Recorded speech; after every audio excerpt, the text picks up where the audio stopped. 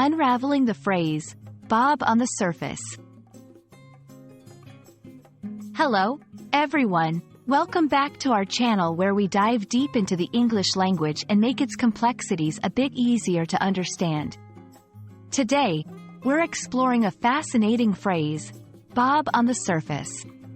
Join us as we uncover the meaning behind this expression, its origins, and how you can use it in everyday conversation. Let's get started and bob our way through the intricacies of this phrase. Bob on the surface refers to the action of moving up and down or floating lightly and gently on top of a liquid. Imagine how a cork or a small boat moves on the waves of a body of water. It doesn't sink but lightly moves up and down with the water's movement. This phrase can be used both literally, to describe physical objects floating, and metaphorically, to describe a state of remaining visible or barely managing to stay afloat amidst challenges. The verb, bob, has been used in English since around the 14th century, originally meaning to move quickly up and down. Over time, its usage expanded to describe the gentle, floating motion we associate with the phrase today.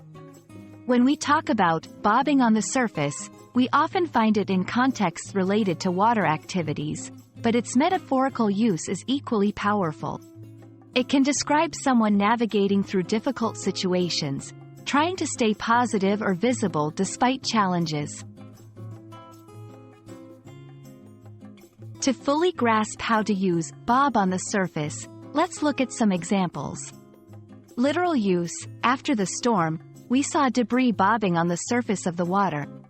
Metaphorical use: despite the hardships, his optimism always seemed to bob on the surface, keeping him afloat. These sentences show how versatile the phrase can be, fitting seamlessly into discussions about physical objects or personal resilience. And that wraps up our exploration of Bob on the surface. We hope this video has shed some light on this interesting phrase, enriching your English vocabulary and inspiring you to use it in your own conversations. Remember, language learning is an adventure that often requires us to bob along the surface of new expressions and meanings. Thank you for joining us today, and we look forward to diving into more linguistic treasures with you in the future. Keep floating and exploring, everyone.